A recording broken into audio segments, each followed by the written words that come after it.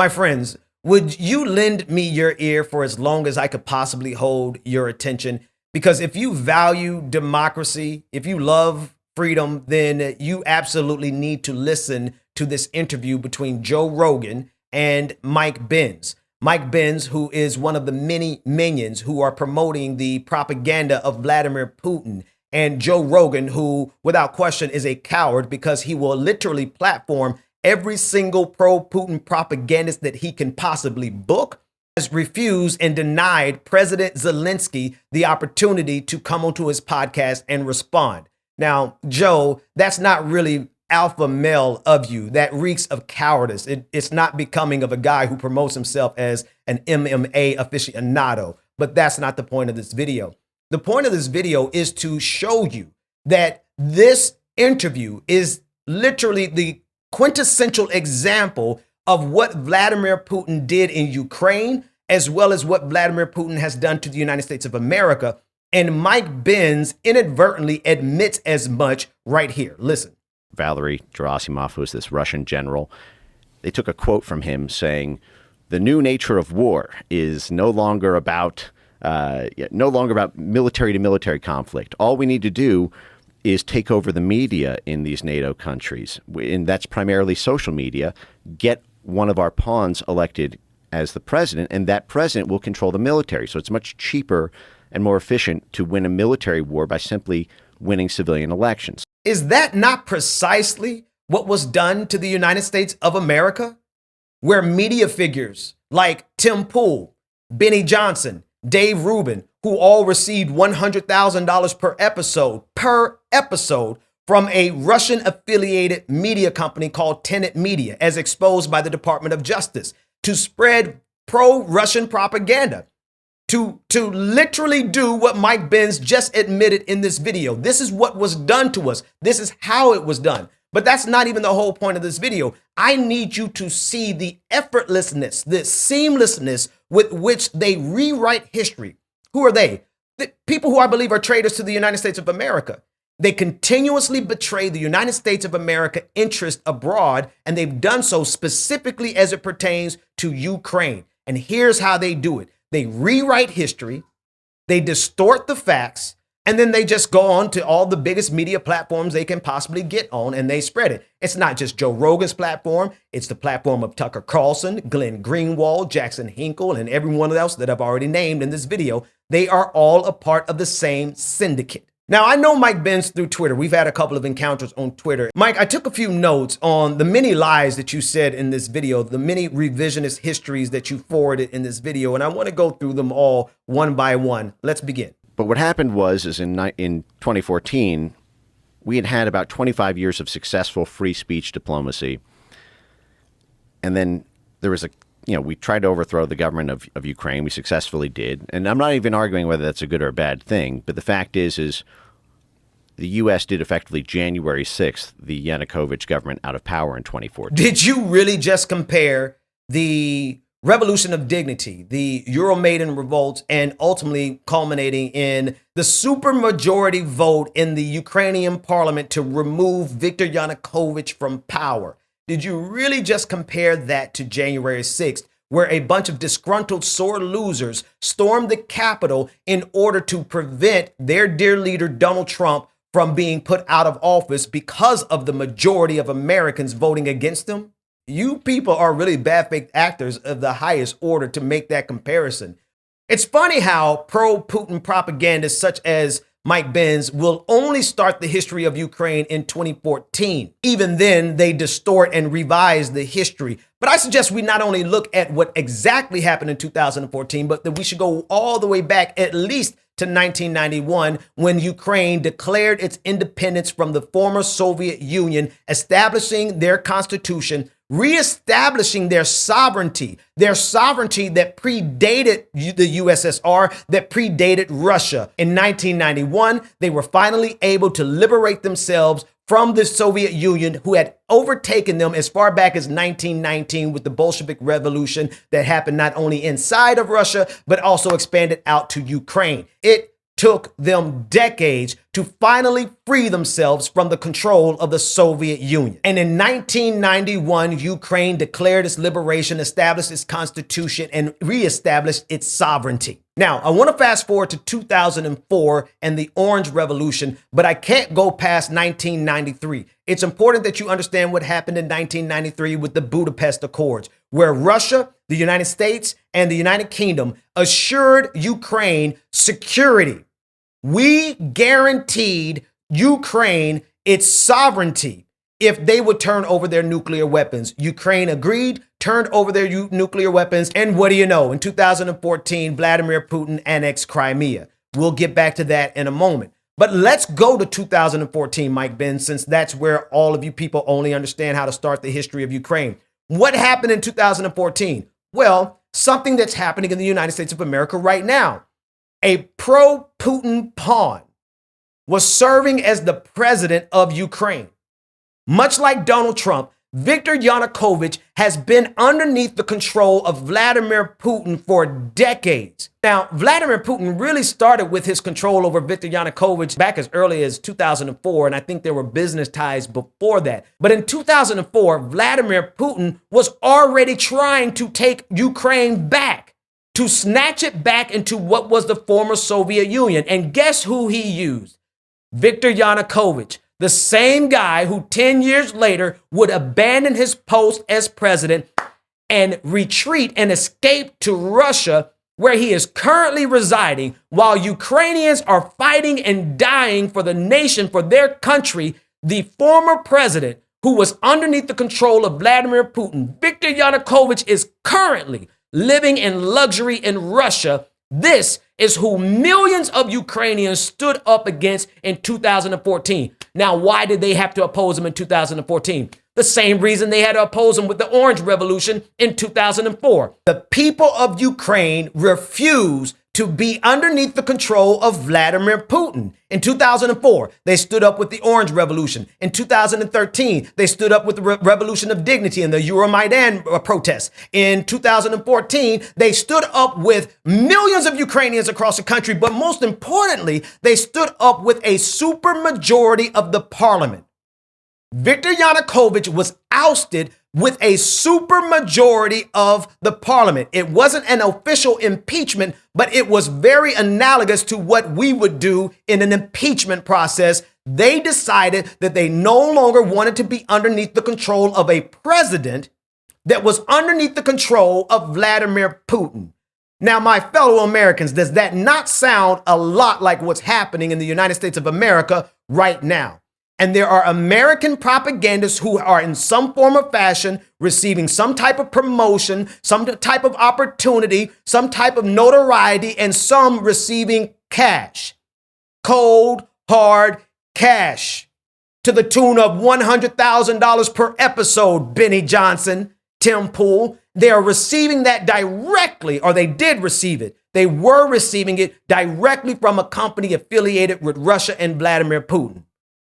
To say that what happened in 2014 was analogous to January 6th is bad faith, my guy. It's bad logic and it's revisionist histories. And I know you people don't care about that kind of stuff, but the people of good faith, the people who actually know better, we care about that. So if you're going to lie, just realize that we know you're lying. I know that you're on Joe Rogan and millions of people listen to you and your message is going to go way further than mine. But just know we peep game and you are a pro-Putin propagandist liar in this clip.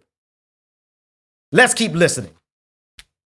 I mean, we literally had our Assistant Secretary of State for Europe and Eurasian Affairs, Victoria Nuland, handing out cookies and water bottles to violent street protesters as they surrounded the Parliament building and ran the democratically elected government out of office. Let's talk about these violent protesters. Who was really violent, Mike? What was it Yanukovych's security forces who had gunned down 100 protesters? Who was really violent? The unarmed protesters or the security forces of Viktor Yanukovych who gunned them down? Look at how he revises that history, and he does it so easily, and he does it with so much humility. He later said on his timeline, I just want to make you guys proud. How? By being a liar, a Russian pro-Putin propagandist liar who changes history and changes context. And Joe Rogan, of course, not only has no idea what the guy is saying, but even if he did, he wouldn't debunk it in real time because he's in the bag for Putin as well. Let's keep listening. But then what happened is the eastern side of the state completely broke away. So we don't respect this new U.S. installed government. Crimea voted in a referendum to join the Russian Federation. And that kicked off, that sort of set in motion the events that would end the concept of free speech diplomacy as like a U.S. government unfettered good. Because I have to give you credit there because that was a master stroke of propaganda. What you did just then was magnificent propaganda because you not only lied and forwarded a revisionist history about the annexation of Crimea and the separatist movement in the Donbass region, but you seamlessly tied it in to the current talking point of your entire cabal, which is you must protect free speech against the American government. The American government is bad and doesn't like free speech. Brilliant tactic. Now, let's talk about what happened in March of 2014 with this referendum and then the subsequent annexation of Crimea. Mike, you make it seem as though the people of Crimea were just eagerly embracing Vladimir Putin. You completely left out the fact that Vladimir Putin had already sent special forces into Crimea. There were already little green men, you know who they are, on the ground in Crimea, influencing the people through threat, through coercion, through force.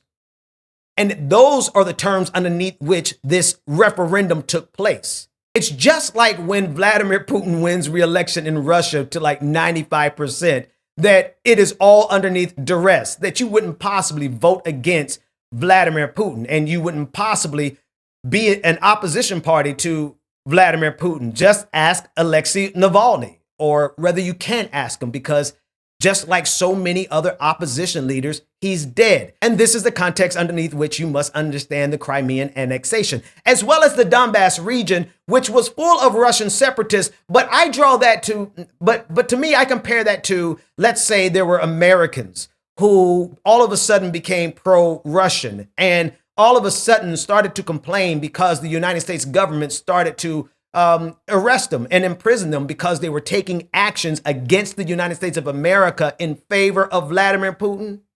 Matter of fact, you already say that Ukraine did not have the right to defend itself against people who were trying to subvert its government through the Donbass region. Okay, let me ask you this. Would you be against the United States of America doing what it had to do to prevent the overthrow of our democracy by Vladimir Putin in the same fashion?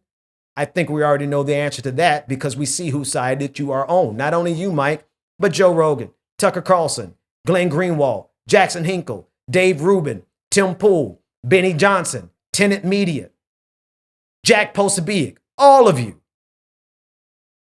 Let's keep listening. A U.S. government unfettered good, because what they argued is we pumped $5 billion worth of U.S. government money into media institutions in Ukraine. That's the figure that's cited by Victoria Nuland in December 2013, right before the coup. $5 billion setting up independent media companies, basically sponsoring Mockingbird style our media assets in the region. And they still didn't penetrate eastern Ukraine. Eastern Ukraine was primarily ethnic Russian. Eastern Ukraine was primarily ethnic Russians. Not exactly accurate, but there was a significant population of ethnic Russians. But the question is why? Why was there such a population of ethnic Russians in Ukraine in the East? Well, it has something to do with the fact that Ukraine had already been invaded by Russia.